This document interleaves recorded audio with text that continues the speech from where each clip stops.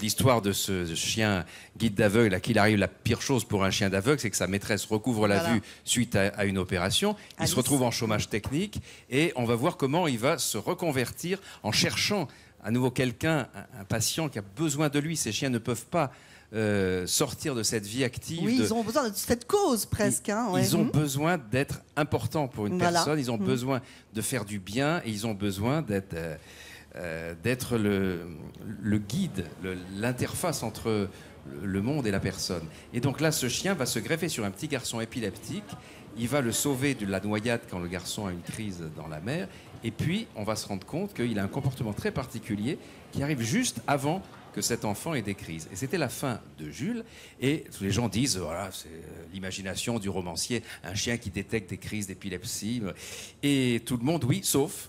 Ici, à Nancy, le professeur Vespignani vient me voir, donc il y a 2 ans sur mon stand, et me dit « Merci d'avoir parlé de ces chiens qui détectent l'épilepsie, car je travaille en milieu hospitalier sur ces chiens-là, il y a des résultats extraordinaires. » Et à partir de là, on parle et on se dit « Mais pourquoi on n'essaierait pas de créer, puisqu'en Amérique, en Angleterre, en Écosse, en Belgique, il y avait déjà des écoles de recrutement, de formation complémentaire de ces chiens, une fois qu'ils captent ce signal d'épilepsie avant les tout premiers symptômes.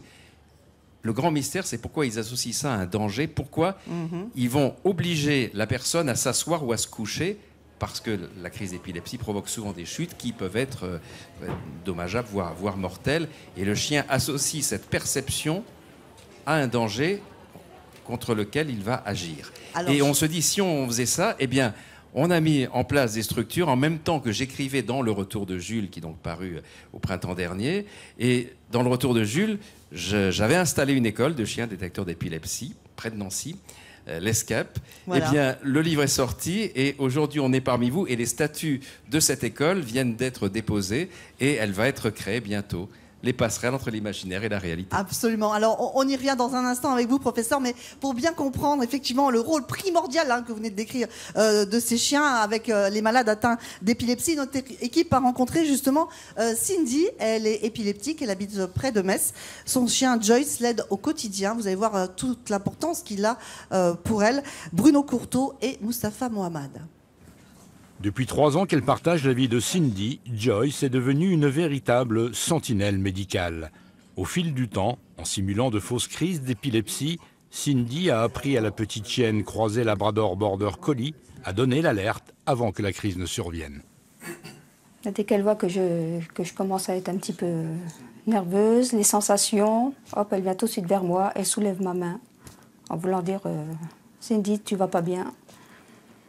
Elle met son museau sur mes genoux, sa patte sur mes cuisses. Et elle prévient vos parents? Oui. Épileptique depuis l'âge de 9 mois, la jeune femme de 41 ans ne peut pas travailler à cause des crises qui surviennent sans prévenir plusieurs fois par mois. Joyce est venue soulager la vie de toute la famille par la sécurité qu'elle leur apporte. Dès qu'elle grasse des dents, le chien commence à pleurer. Donc moi je sais automatiquement que Cindy fait une crise. Et avant, c'est sûr que quand il n'y avait pas le chien, on ne pouvait pas savoir que Cindy faisait une crise, n'est-ce pas? Et là, le chien, le moindre bruit que Cindy fait, elle se retourne dans le lit ou quoi, le chien, il est tout de suite aux aguets. Joyce a su redonner également un peu de bonheur à Cindy. Elle peut aujourd'hui, par exemple, aller se promener, seule à l'extérieur. Le matin, des fois après le déjeuner, bon, si j'ai pas fait ma crise, hop, je sors mon chien. L'après-midi, je sors mon chien. C'est un joie de vivre. C'est un véritable plus pour vous. Oui, mais comment? Joyce est devenue pour Cindy un ange gardien. Elle l'aide désormais à s'épanouir un peu plus chaque jour. Alors, professeur Vespignani, on voit bien effectivement que ces chiens changent littéralement la vie des malades. Oui, effectivement, permet déjà de les rassurer. Et vous le voyez d'emblée dans ce reportage. Et ce message qui apparaît, c'est l'espoir. C'est l'espoir aussi de trouver une autre façon de traiter l'épilepsie. À l'heure actuelle, traiter l'épilepsie, c'est prendre un traitement tous les jours, pratiquement toute la vie. Or là, si on arrive à trouver l'élément qui permettrait de prévoir la survenue d'une crise épileptique, on peut peut-être espérer dans l'avenir un traitement au coup par coup de la crise épileptique et de la maladie épileptique. C'est pour cette raison que nous, ça nous intéresse en tant que médecins d'aider le malade et en tant que scientifique, d'essayer de comprendre.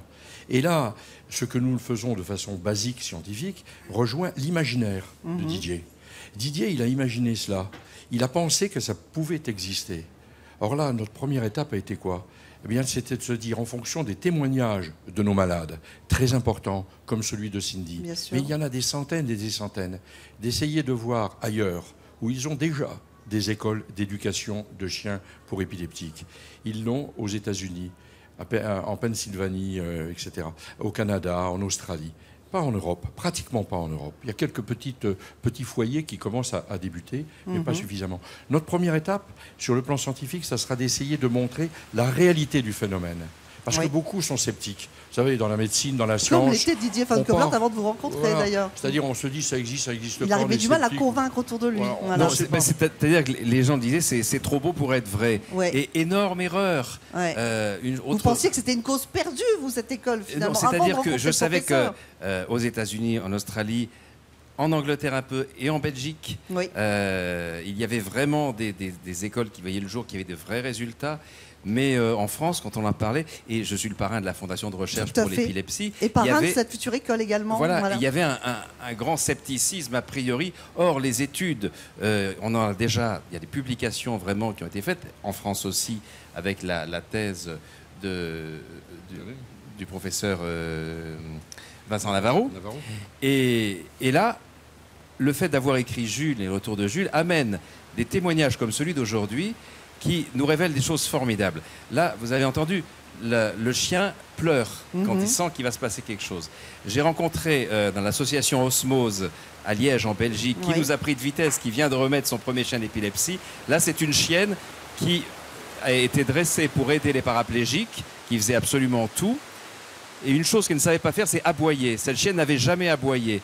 Et on lui confie un épileptique. Et tout à coup, elle se précipite un jour devant la dame et se met à aboyer. Et la personne a eu une crise 10 minutes après. Et le signal spécifique que capte le chien quand il va y avoir une crise, chaque chien va essayer de s'exprimer et d'être compris par le malade. Alors justement, professeur, de quelle manière ces chiens captent-ils l'imminence d'une crise? Tout le problème est là. Tout le problème est là et ça sera le sujet principal de la recherche et de l'avenir. Dans un premier temps, encore une fois, il faut vérifier le phénomène. C'est un phénomène pour lequel beaucoup de scientifiques sont sceptiques. Ça sera la première étape. La deuxième étape, c'est de comprendre. Or, là, on part d'hypothèses. On ne part pas d'une seule hypothèse, il y a plusieurs hypothèses. L'hypothèse peut-être de l'olfaction. Les capacités olfactives du chien sont extraordinaires. Donc dans notre travail de recherche, il y a l'étude par ophtalmométrie électronique des t-shirts des malades qui font les crises épileptiques comme on l'a fait dans d'autres domaines de la médecine, le cancer par exemple de la prostate, dans le cancer du poumon, etc., dans la maladie de Parkinson. Donc là c'est en cours, mais également de rejoindre le travail que nous faisons avec d'autres collègues en France, sur l'anticipation des crises épileptiques. C'est là où ça rejoint l'imaginaire de Didier et nous la réalité du terrain en profondeur dans le cerveau avec nos électrodes. Comment nous savons qu'une crise épileptique peut être anticipée? Et le lien, ça sera de faire entre le cortex, les neurones et la réalité ensuite sur le terrain. Peut-être pour de nouveaux traitements. Et en quelques mots rapidement, vous allez recruter des éducateurs pour ces chiens. C'est en cours, c'est en cours. Ça sera prêt peut-être pour le prochain salon pour le 40e. Absolument. Et nous sommes aidés par Canidea, qui est l'association qui regroupe tous les organismes de chiens d'assistance. Et donc, il y a des chiens, par exemple, les chiens guides d'aveugles, qui, pendant leur période, un peu plus d'une année d'apprentissage, 40% vont être recalés.